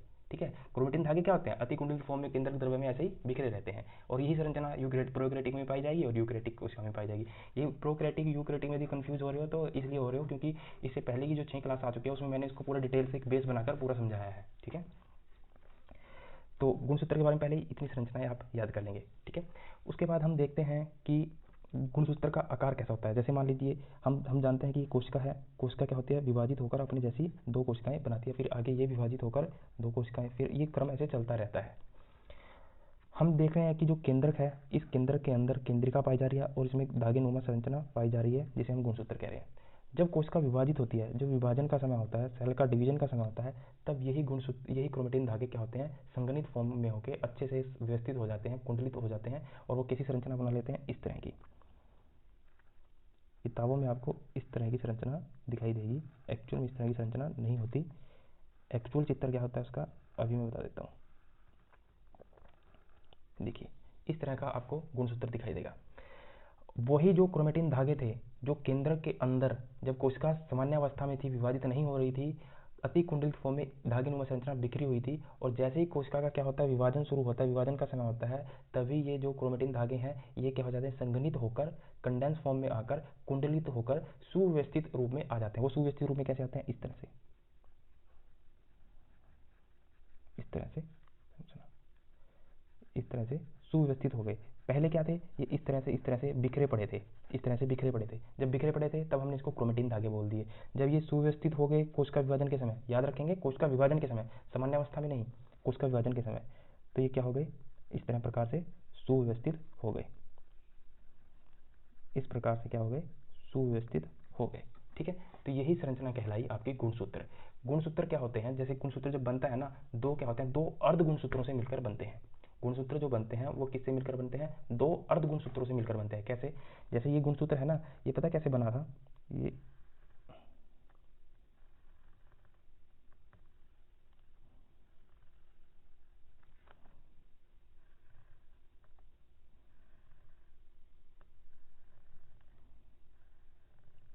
ये हमारे पास एक दो, ये दो क्या थे? अर्ध गुणसूत्र थे। ये दो क्या थे? अर्ध गुणसूत्र। ये दोनों ऐसे क्या हो गए? मिल गए। जब मिल गए तो इस तरह की संरचना बन गई। ठीक है, तो ये तो हम किताबों में दिखाते हैं गुणसूत्र को। अगर ओरिजिनल फॉर्म में देखना है ना गुणसूत्र कैसा होता है, ओरिजिनल फॉर्म में भी देख लीजिए। जब कोशिका विभाजित होती है ना तो इस तरह ये संगठित होता रहता है, इस तरह संगठित हो जाता है, संगठित होकर सुव्यवस्थित फॉर्म में आ जाता है।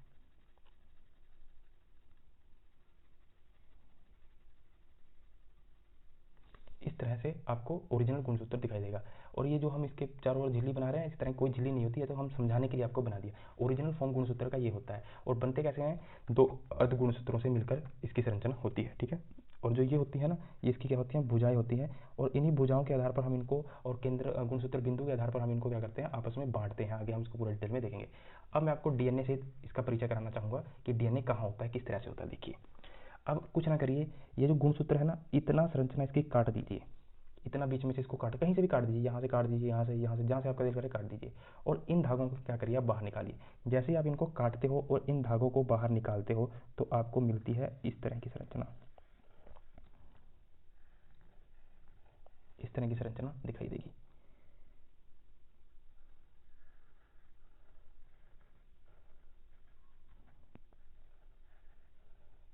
यही वही क्रोमेटिन धागे हैं जो कोशिका विभाजन से पहले अति कुंडलित फॉर्म में अस्पष्ट रूप से इधर उधर बिखरे पड़े थे, और कोशिका विभाजन के समय ये संघनित होकर इस फॉर्म में आ गए। और जैसे ही हमने इसको काटा, यहाँ से काटा और काट कर एक धागे को पकड़कर जब हमने खींचा तो हमें इस तरह की संरचनाएं दिखाई दी। और इस तरह की जो संरचनाएं दिखाई दी,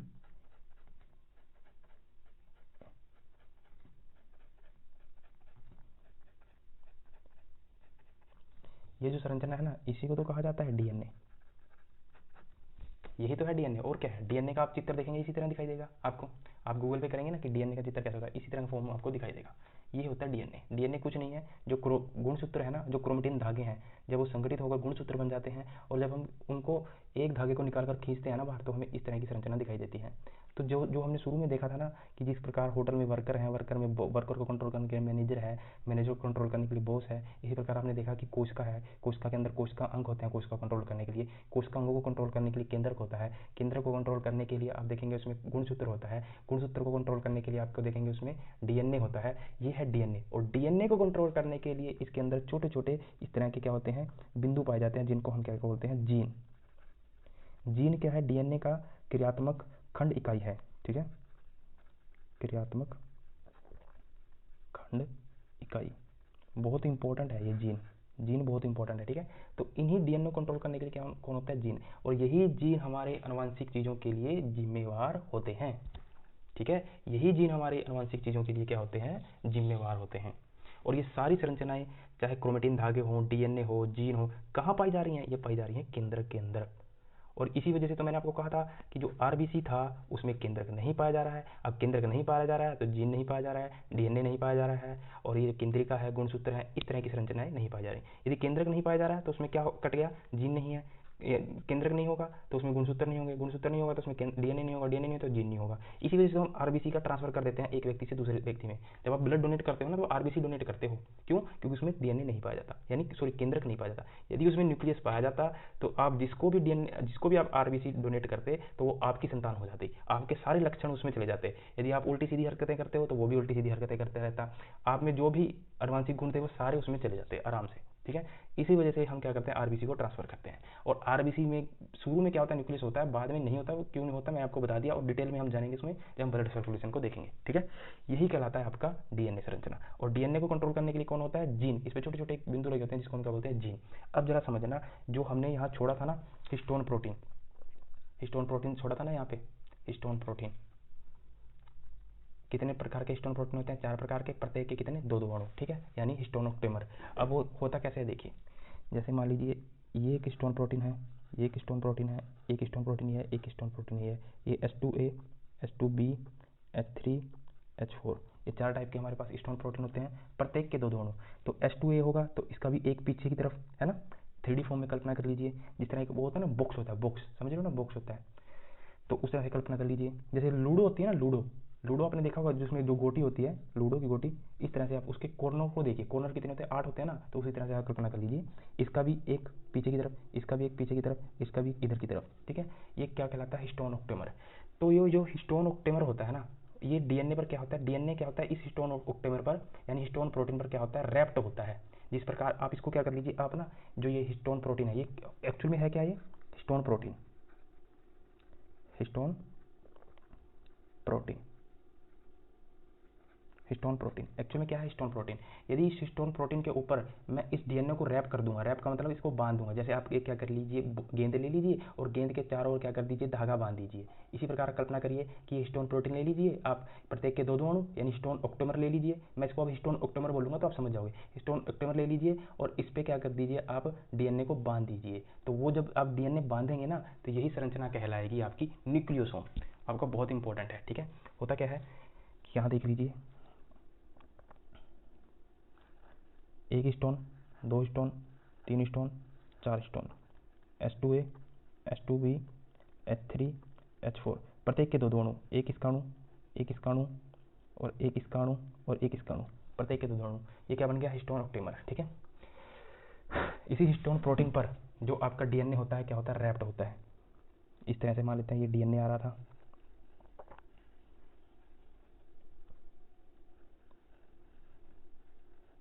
इस तरह से,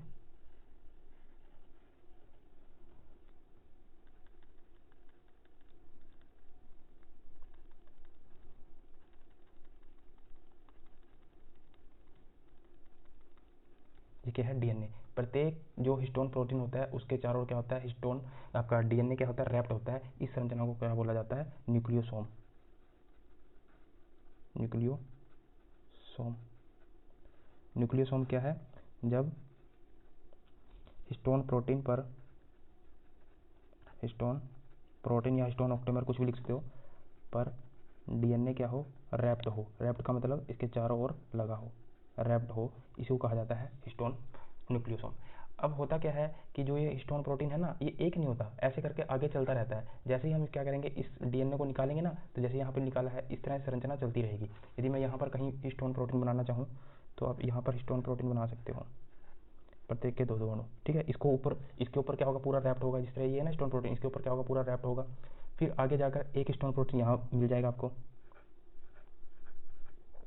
प्रत्येक के 2-2 अणु, ठीक है। इस तरह हिस्टोन प्रोटीन मिल जाएगा। फिर ये क्या होगा, डीएनए आगे ऐसे ऐसे चलता रहेगा। फिर आपको आगे इस तरह का एक हिस्टोन प्रोटीन मिलेगा। फिर ऐसे करके संरचना चलती रहेगी। यानी जो हिस्टोन प्रोटीन होते हैं ये डीएनए से ऐसे क्या होते हैं, बंधे होते हैं। हिस्टोन प्रोटीन क्या होते हैं, डीएनए से बंधे होते हैं। ये जो संरचना कहलाती है इसी को बोला जाता है न्यूक्लियोसोम। न्यूक्लियोसोम, और ये भी क्या है, न्यूक्लियोसोम, न्यूक्लियोसोम, ठीक है। दो न्यूक्लियोसोम जिससे बंधे होते हैं, देखिए एक न्यूक्लियोसोम ये है, एक ये है, ये दो जिससे बंधे हैं, जिस डीएनए से बंधे हैं, इसको कहा जाता है लिंकर डीएनए। इसको ना पूरा डिटेल में हम जब आनुवंशिकता चैप्टर को पढ़ेंगे ना 12th क्लास वाले को, तब हम इसको पूरा डिटेल में जोड़ के पढ़ाऊंगा। अभी सिर्फ इतना समझ लीजिए, लिंकर डीएनए क्या है, ये है, यानी दो न्यूक्लियोसोम को जोड़ने वाला जो डीएनए होता है उसे कहा जाता है लिंकर डीएनए। इस लिंकर डीएनए पर एक हिस्टोन प्रोटीन पाया जाता है, ये भी याद रखेंगे, ठीक है। एक हिस्टोन प्रोटीन पाया जाता है, वो होता है H2A, सिर्फ एक हिस्टोन प्रोटीन पाया जाता है। ये होता है डीएनए। और जब हमने डीएनए को खोला तो हमने देखा कि डीएनए पर भी क्या होते हैं, न्यूक्लियोसोम लगे होते हैं। और ये न्यूक्लियोसोम किसके बने होते हैं, हिस्टोन प्रोटीन के। इसी हिस्टोन प्रोटीन पर जब डीएनए रैप्ट होता है तो वो संरचना न्यूक्लियोसोम कहलाती है। दो न्यूक्लियोसोम जिस संरचना से जुड़ते हैं, जिस डीएनए से जुड़ते हैं, उसे लिंकर डीएनए बोलते हैं। लिंकर डीएनए पर भी आप देखेंगे एक हिस्टोन प्रोटीन लगा होता है, ठीक है। ये होता है आपका गुणसूत्र की संरचना, और अर्थात डीएनए की संरचना। इसी डीएनए जो जिससे कंट्रोल होते हैं उसको कहते हैं जीन, ठीक है। ये बहुत इंपॉर्टेंट है, ठीक है। अब हम इसको आगे कवर करते हैं। अब हम देखते हैं कि जो मनुष्य का शरीर है कोशिका से तो मिलकर बना होता है, पर हम देखते हैं जब उत्तक को पढ़ेंगे तो हमें कई तरह की कोशिकाएं मिलती हैं जो समूह के रूप में कार्य करती है। वही समूह कहलाता है उत्तक अर्थात टिश्यू, ठीक है। तो जो कोशिका है सामान्यतः हम उसको मुख्यतः तो हम दो भागों में बांट सकते हैं। एक होती है आपकी कायिक कोशिका, जो पूरी काया का निर्माण करती है, ठीक है, इसको सोमेटिक सेल बोलते हैं। एक होती है आपकी जनन कोशिका, जिसको हम जर्म सेल बोलते हैं, ठीक है। तो हमारे पास मुख्यतः हम दो भागों में बांटते हैं कोशिका को। एक आपका कायिक कोशिका, एक होता है जनन कोशिका जिसको जर्म सेल बोलते हैं। कायिक कोशिका सोमेटिक सेल बोलते हैं। इनकी इनके गुणसूत्रों की संख्या के आधार पर हम इनको दो भागों में बांटते हैं। यानी जो इनके गुणसूत्रों की संख्या के आधार पर हम इनको क्या करते हैं, दो भागों में बांटते हैं। जैसे जो कायिक कोशिका होती है ये क्या होते हैं, द्विगुणित होते हैं, द्विगुणित। ये संरचना, ये नाम बहुत बार आएगा आगे आगे बायोलॉजी में, इसको अच्छे से समझ लेना अभी। और जो आपकी जनन कोशिका होती हैं ये होती हैं अगुणित, अगुणित। द्विगुणित को इंग्लिश में बोलते हैं डाइपॉल्ड, और इसको बोलते हैं हाइपॉल्ड, डाइप्लॉइड, हैप्लॉइड, ठीक है। हमारे पास दो टाइप की कोशिका होती हैं, कायिक कोशिका जिसको सोमेटिक सेल बोलते हैं, जनन कोशिकाएं जिसको हम क्या बोलते हैं, जर्म सेल बोलते हैं। जो कायिक कोशिका होती हैं वो द्विगुणित होती हैं। इसमें गुणसूत्रों की संख्या के आधार पर हम इसको बांटते हैं। जो कायिक कोशिका होती है वो द्विगुणित होती हैं जिसको हम डाइपोल्ड बोलते हैं। जो जनन कोशिका होती हैं वो अगुणित होती हैं जिसको हैप्लॉइड बोलते हैं, गुणसूत्रों की संख्या के आधार पर, ठीक है। अब जब हम देखते हैं कि जो द्विगुणित होते हैं, आप इसमें देखेंगे द्विगुणित का मतलब कि इसमें गुणसूत्रों की पूर्ण संख्या पाई जाती है, ठीक है। और इसमें गुणसूत्रों की अपूर्ण संख्या पाई जाती है। इसमें गुणसूत्रों की पूर्ण संख्या पाई जाती है, इसमें अपूर्ण। इसको जो हम रिप्रेजेंट करते हैं वो करते हैं 2n से, और इसको रिप्रेजेंट करते हैं हम n से, ठीक है। तो यदि आपसे पूछा जाए कि मनुष्य के अंदर गुणसूत्र कितने पाए जाते हैं, तो अब आपको कन्फ्यूजन हो जाएगी कैसे। अब क्या कहें, 23 कहें या फिर 46 कहें। अब इसी चीज़ को समझ लीजिए। यदि आपसे पूछा जाए ना कि गुणसूत्र कैसे कितने पाए जाते हैं, यदि क्वेश्चन इस तरह से पूछा जाए ना गुणसूत्र कितने पाए जाते हैं, तो वो क्वेश्चन ही खुद में गलत हो जाता है। एग्जामिनर को ये बताना पड़ेगा कि आपको जो पूछ रहा है क्या पूछ रहा है, कि मनुष्य के शरीर में कि द्विगुणित गुणसूत्र कितने पाए जाते हैं, अगुणित गुणसूत्रों की संख्या कितनी पाई जाती है, ठीक है। यदि द्विगुणित पूछेगा ना, द्विगुणित पूछेगा तो आप क्या लगाएंगे 46, अगुणित पूछेगा तो आप कितना लगाएंगे 23, ठीक है, क्योंकि आप 2 से जब इसको डिवाइड करेंगे तो n की वैल्यू कितनी आ जाएगी 23। तो ये आगे से याद रखेंगे, अगुणित वो गुणसूत्र होते हैं जिनमें गुणसूत्रों की क्या होती है, अपूर्ण संख्या होती है। अपूर्ण का मतलब आधे होते हैं, क्या होते हैं, आधे होते हैं, ठीक है। और जिसमें गुणसूत्रों की संख्या पूर्ण होती है वो क्या कहलाती है, द्विगुणित गुणसूत्र, जिसको डायपोल्ड बोलते हैं, डायप्लॉइड बोलते हैं, ठीक है। इसी प्रकार आप देखेंगे मटर, मटर के अंदर द्विगुणित को हम किससे रिप्रेजेंट करेंगे, 2n से, अगुणित को किससे रिप्रेजेंट करेंगे, n से। मटर के अंदर द्विगुणित गुणसूत्रों की संख्या होती है 14 और अगुणित गुणसूत्रों की संख्या कितनी होती है 7, ठीक है। तो n से किसको रिप्रेजेंट कर रहे हैं, अगुणित से। अगुणित का मतलब जिसमें गुणसूत्रों की संख्या क्या हो, आधी हो, ठीक है। और आपका जो आपका द्विगुणित होता है जिसमें गुणसूत्रों की संख्या क्या होती है, पूर्ण होती है, जिसको हम 2n से रिप्रेजेंट करते हैं, ठीक है। अब हमने देखा कि हमारे पास जो कायिक कोशिका है वे कैसी होती हैं, द्विगुणित, और जो आपकी जनन कोशिका होती है वो कैसी होती हैं, अगुणित होती हैं। अब जरा समझना होता क्या है, हमारे पास क्या होता है, एक नर होती है प्लस एक क्या होती है, मादा होती है। नर के पास जो जनन कोशिकाएं होती हैं, हम जनन की बात करें, जनन आप देखेंगे ना, जनन कोशिकाएं पे क्या होता है, जनन कोशिकाएं क्या होती है, अगुणित होती हैं। इन पे जो गुणसूत्र होते हैं कैसे होते हैं, अगुणित गुणसूत्र होते हैं। अगुणित गुणसूत्र का मतलब जिनमें गुणसूत्र क्या हो, आधे हो, पूर्ण ना हो, ठीक है। और मनुष्य में गुणसूत्रों की संख्या कुल कितनी पाई जाती है, 46। तो जो नर होता है और मादा होता है, कब के समय, जनन के समय। जनन समझते हो ना आप, जनन के समय आप देखेंगे कि जब जनन कोशिकाओं के बारे में हम देखेंगे, इनकी नर की जनन कोशिका और मादा की, जिसको हम शुक्राणु और अंडाणु बोलते हैं, नर की हम जनन कोशिकाओं को देखेंगे तो हमारे पास कितने होंगे, 23 युग्मक पाए जाएंगे, ठीक है। और यहाँ पे भी कितने पाए जाएंगे, 23 युग्मक। युग्मक अब बोले या गुणसूत्र बोले, आप देखेंगे कि जो नर होता है ना, इसके पास आप देखेंगे एक्स गुणसूत्र पाए जाते हैं, सॉरी एक्स और वाई, और जबकि मादा होती है उसके पास एक्स गुणसूत्र पाए जाते हैं। और लड़के का होना नर पे डिपेंड करता है, मादा पे कभी डिपेंड नहीं करता। ये बात हमारे समाज में नहीं पता, किसी समाज में लोग समझती नहीं महिलाएं, पर जबकि सच्चाई यही है कि यदि कोई लड़का पैदा होगा या लड़की पैदा होगा, ये पुरुष पे डिपेंड करेगा, स्त्री पे डिपेंड कभी भी नहीं करता। क्यों, क्योंकि उसके पास, स्त्री के पास वाई गुणसूत्र होता ही नहीं है। ये जब हम आनुवंशिकता को पढ़ेंगे तो हम बताएंगे उसमें आपको डिटेल में। और जब ये दोनों क्रिया करते हैं, इन दोनों के मिलने से बनता है युग्मनज। युग्मनज किसको बोलते हैं, जाइगोट को। इन दोनों के मिलने से क्या बनता है, युग्मनज, जिसको हम क्या बोलते हैं, जाइगोट। और ये जो जाइगोट होता है ना, ये प्रकृति में कैसा होता है, द्विगुणित, द्विगुणित याद रखेंगे, ठीक है। जबकि ये युग्मक थे, जो युग्मक थे ये कैसे थे, अगुणित। अगुणित का मतलब समझ रहे हो ना, क्योंकि इसके पास आधे गुणसूत्र पाए जा रहे हैं, 23, ठीक है। और जो युग्मनज बना, जो जाइगोट बना, वो कैसा होता है, द्विगुणित, ठीक है। इस पे गुणसूत्रों की संख्या क्या है, पूर्ण है। कितने गुणसूत्र पाए जाएंगे, 46, ठीक है। तो अब आपको पता होना चाहिए जो युग्मक होता है वो क्या होता है आपका अगुणित, ये क्या होता है, अगुणित। और जो आपका युग्मनज होता है, जाइगोट होता है, वो क्या होता है, द्विगुणित। आपसे कई बार क्वेश्चन पूछ लेता है कि जो जाइगोट होता है उसमें गुणसूत्र कैसे होते हैं, द्विगुणित। युग्मक होता है उसमें गुणसूत्र कैसे होते हैं, अगुणित, याद रखेंगे, ठीक है। अब हम गुणसूत्रों को और उसके टाइप्स को देखते हैं, गुणसूत्रों के प्रकार को। हमारे पास गुणसूत्र 4 प्रकार के होते हैं। कितने प्रकार के होते हैं, 4 प्रकार के गुणसूत्र पाए जाते हैं। हमने देखा कि जो गुणसूत्र का निर्माण होता है वो कैसे होता है, 2 अर्ध गुणसूत्रों से मिलने से क्या होते हैं, गुणसूत्र का निर्माण होता है। जैसे यदि मैं बनाना चाहूँ एक गुणसूत्र, एक गुणसूत्र, जब ये दोनों आपस में मिल जाते हैं तब हम क्या कहते हैं कि एक गुणसूत्र का निर्माण हो गया है, ठीक है। तो गुणसूत्र का निर्माण किससे होता है, 2 अर्ध गुणसूत्रों के मिलने से होता है। और ये दोनों अर्ध गुणसूत्र कहीं ना कहीं तो मिलेंगे, किसी ना किसी बिंदु पर तो मिलेंगे। तो जिस बिंदु पर मिलते हैं उसको बोला जाता है गुणसूत्र बिंदु, ठीक है। गुणसूत्र बिंदु, जिसको सेंट्रोमियर बोला जाता है, ठीक है। तो जैसे कि अगर मैं इन दोनों को पास लेके आऊंगा तो ये कहाँ मिलते दिखाई देंगे मेरे को, इस बिंदु पर मिलते दिखाई देंगे। जैसे ही दोनों को पास लेके आऊंगा तो ये क्या होंगे, इस बिंदु पर मिलेंगे। जिस बिंदु पर मिलेंगे उसको बोला जाता है गुणसूत्र बिंदु, जिसको हम सेंट्रोमियर बोलते हैं, ठीक है। तो जैसे ही हम इसको पास लेकर लाते हैं तो हमें कैसी संरचना मिलती है, इस तरह की।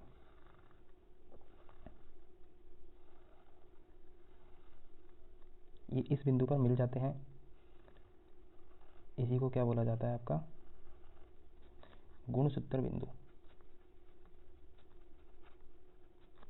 हिंदी में क्या बोला जाता है, इंग्लिश में सेंट्रोमियर, ठीक है, सेंट्रोमियर। यदि आप अर्ध गुणसूत्रों की संरचना को देखेंगे ना तो यहाँ पे बीच में एक छोटी सी बिंब के आकार की संरचना दिखाई देती है। एक छोटी सी क्या होती है, बिंब के आकार की संरचना दिखाई देती है।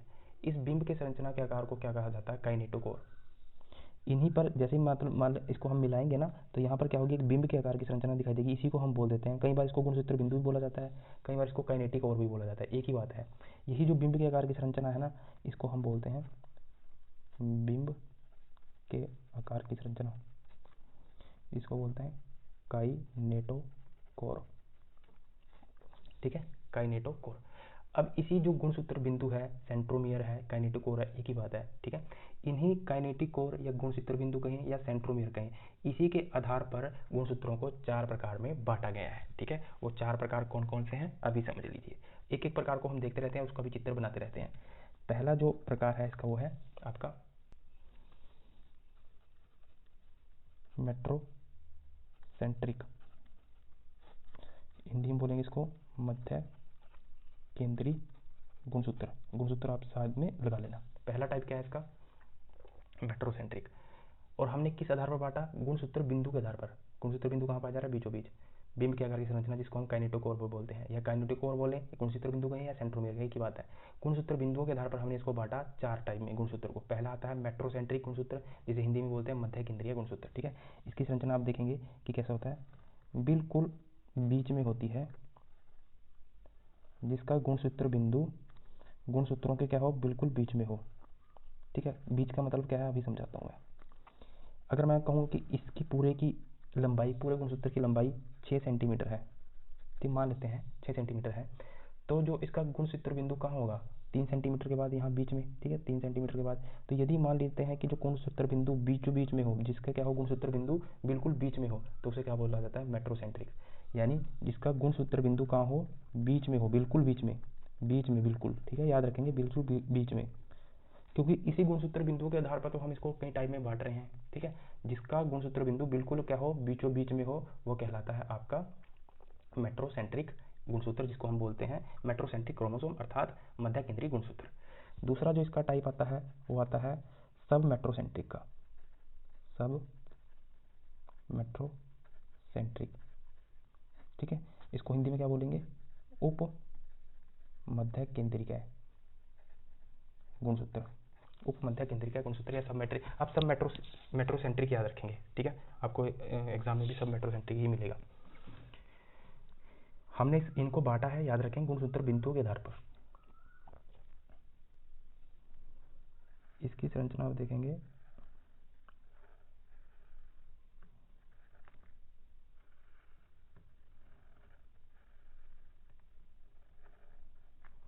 अब यदि मैं कहूँ कि ये भी क्या है आपका गुणसूत्र 6 सेंटीमीटर का है, तो इसके बीच का केंद्र क्या होगा, 3 सेंटीमीटर। तो आप देखेंगे कि ये क्या है कि जो आपका केंद्रीय लाइन है, केंद्र से इसका जो गुणसूत्र बिंदु है क्या थोड़ा सा ऊपर है। ठीक है, तो जैसे ही जब कहें कि जो आपका गुणसूत्र बिंदु है वो केंद्र से क्या हो, थोड़ा ऊपर हो, केंद्र से थोड़ा ऊपर की ओर हो, तो उसे क्या कहा जाता है, सब मैट्रिक गुणसूत्र या क्रोमोसोम। ठीक है, क्रोमोसोम को, गुणसूत्र को इंग्लिश में क्रोमोसोम बोलते हैं। और जो ये है ना, इनको क्या बोला जाता है, भुजाएं बोला जाता है, भुजाएं। ये क्या है, इसकी आर्म है, भुजाएं हैं। तो आप देखेंगे कि जो मेट्रोसेंट्रिक क्रोमोसोम था उसकी भुजाएं क्या थी, दोनों क्या थी, बराबर थी, दोनों क्या है, बराबर। जबकि यहाँ देखेंगे कि जो सब मैट्रिक जो सब मेट्रोसेंट्रिक क्रोमोसोम है उसकी एक भुजाएं क्या होती हैं, एक तरफ की भुजाएं छोटी होती हैं, एक तरफ की क्या होती हैं, बड़ी होती हैं। क्योंकि इसमें जो केंद्रीय लाइन है कहाँ जा रही है, यहाँ से जा रही है। यदि केंद्रीय लाइन गुणसूत्र के बीच में से जाए तो मेट्रोसेंट्रिक, यदि केंद्रीय लाइन बीचों बीच में से जाए और जो गुणसूत्र बिंदु है वो उसके ऊपर आ जाए तो उसको क्या बोलते हैं, सब मेट्रोसेंट्रिक। ये जो गुणसूत्र बिंदु है ना, ये यहाँ भी आ सकता है, ये नीचे भी आ सकता है। जरूरी नहीं है कि जो ऊपर वाली भुजा है छोटी है, ये बड़ी भी हो सकती है, ये छोटी भी हो सकती है। यदि मैं उल्टा करूँ तो ये उल्टा हो जाएगा, कोई दिक्कत नहीं। बस ये देखेंगे कि केंद्रीय लाइन से क्या है, पास में है, इसे बोला जाता है सब मेट्रोसेंट्रिक क्रोमोसोम। ठीक है, इन्हीं गुणसूत्र, अब बांट कैसे रहे हम, गुणसूत्र बिंदुओं के आधार पर। जिसका गुणसूत्र बिंदु ऊपर चला गया सब मैट्रिक हो गया, केंद्रीय लाइन के बीचों बीच में आ गया मेट्रोसेंट्रिक हो गया। अगला आता है एक्रोसेंट्रिक। ठीक है, एक्रोसेंट्रिक, जिसको बोलते हैं अग्रबिंदु गुणसूत्र। इसमें आप देखेंगे इसकी संरचना को, तो ये आपको कुछ इस तरह की संरचना दिखाई देगी। ये गुणसूत्र बिंदु इस तरह के, आप अगर इसका मध्य बिंदु देखेंगे तो यहाँ पे कहीं से जाएगा। ठीक है, तो जिसका गुणसूत्र बिंदु ऊपर से क्या हो, थोड़ा नीचे की ओर हो, ऊपर से नीचे की ओर हो, ऊपर से नीचे की ओर हो, उसे क्या कहा जाता है, एक्रोसेंट्रिक गुणसूत्र या एक्रोसेंट्रिक क्या बोला जाता है, आपका क्रोमोसोम। ठीक है, तो आप इस और इस संरचना में देख रहे हो अंतर, ये क्या है, इसकी मध्य लाइन। यानी जो केंद्रीय लाइन है, केंद्रीय लाइन से ये क्या है, थोड़ा सा ऊपर, जबकि ये जो गुणसूत्र है ये क्या है, ऊपर से क्या है, बिल्कुल क्या है, ऊपर से थोड़ा सा नीचे है, ऊपर से नीचे है, भुजाओं से नीचे है, जबकि केंद्रीय लाइन से क्या है, थोड़ा सा, ये केंद्रीय लाइन से थोड़ा सा ऊपर था, तभी इसको सब मेट्रोसेंट्रिक बोल दिया गया। ठीक है, अगला गुणसूत्र आता है फिबोसेंट्रिक, इसको अंतः केंद्रीय बोलते हैं हिंदी में, इसको कई जगह टीलोसेंट्रिक भी बोलते हैं, कहीं बुक में टीलोसेंट्रिक भी बोला जाता है, फिबोसेंट्रिक बोला जाता है। बांटने का आधार गुणसूत्र बिंदु ही है, बस घबराना नहीं है।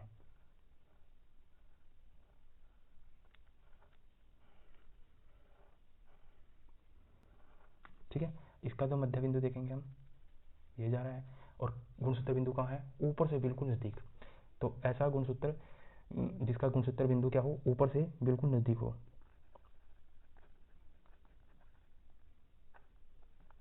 बिल्कुल नज़दीक हो, उसे कहा जाता है फिबोसेंट्रिक या टीलोसेंट्रिक क्रोमोसोम।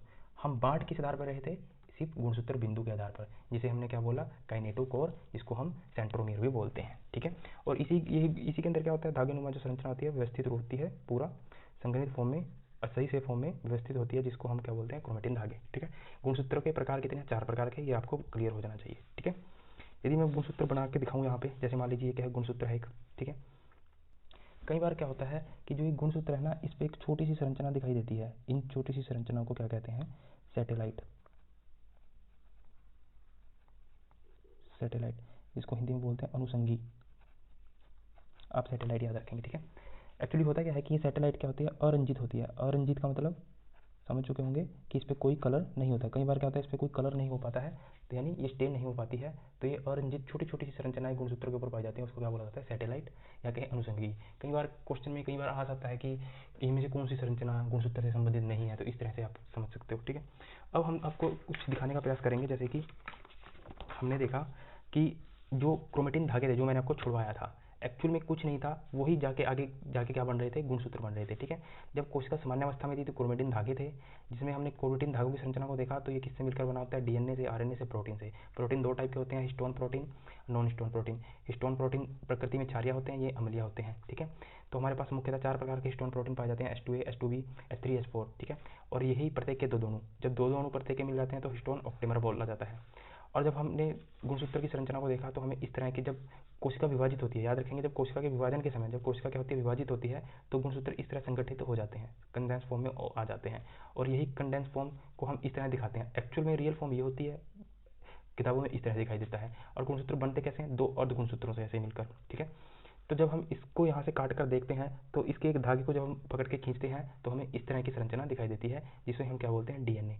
और डीएनए किससे बने होते हैं, जीन से। इस पर छोटे छोटे बिंदु होते हैं, जिसको हम क्या बोलते हैं, जीन, जो इसकी क्रियात्मक खंड इकाई है। उसके बाद हमें जो हमारे पास हिस्टोन प्रोटीन था, जिसे हम हिस्टोन ऑप्टेमर बोलते हैं, हिस्टोन प्रोटीन पर ये डीएनए क्या होता है, रैप्ट होता है। जैसे आप एक बॉल लीजिए और बॉल पर क्या करती है, धागे से ऐसे चारों तरफ उसको बांध दीजिए, उसको क्या बोला जाता है, आपका न्यूक्लियोसोम।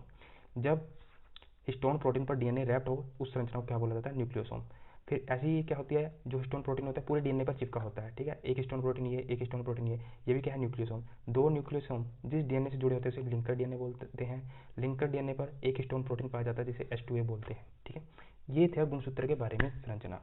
अब देखिए गुणसूत्र कितना इंपॉर्टेंट होता है, क्योंकि आप देखेंगे सारे अनुवांशिक गुण, कोशिका के किसी भी जीव के अनुवांशिक गुण किसमें पाए जा रहे हैं, केंद्रक में पाए जा रहे हैं। ये हमने क्या पढ़ा, केंद्रक पढ़ा। केंद्रक में हमें पता केंद्रिका पाया जा रहा है, क्रोमेटिन धागे पाए जा रहे हैं, यही क्रोमेटिन धागे आगे जाके गुणसूत्र बन जा रहे हैं। गुणसूत्रों को खोलने पर डीएनए पाया जा रहा है, डीएनए में जीन पाया जा रहा है, और यही जीन आनुवंशिकता के लिए हमारे क्या होते हैं, आवश्यक होते हैं। हमारे आनुवंशिक गुणों को एक पीढ़ी से दूसरी पीढ़ी में जो भेजते हैं, यही कहलाते हैं आपके जीन। ठीक है, तो आप देख रहे हैं जीन कहाँ पाया जा रहा है, केंद्र में। इस वजह से केंद्र क्या होती है, बहुत महत्वपूर्ण संरचना होती है। ठीक है, आज से हमारा कोर्स का चैप्टर खत्म। अब हम इसकी क्वेश्चन प्रैक्टिस करेंगे अगली क्लास में। तो thank you, all the best. यदि आपको कोर्स ज्वाइन करना है तो आप जो मैंने शुरू में नंबर दिया था, आप उस पर व्हाट्सएप कर सकते हो।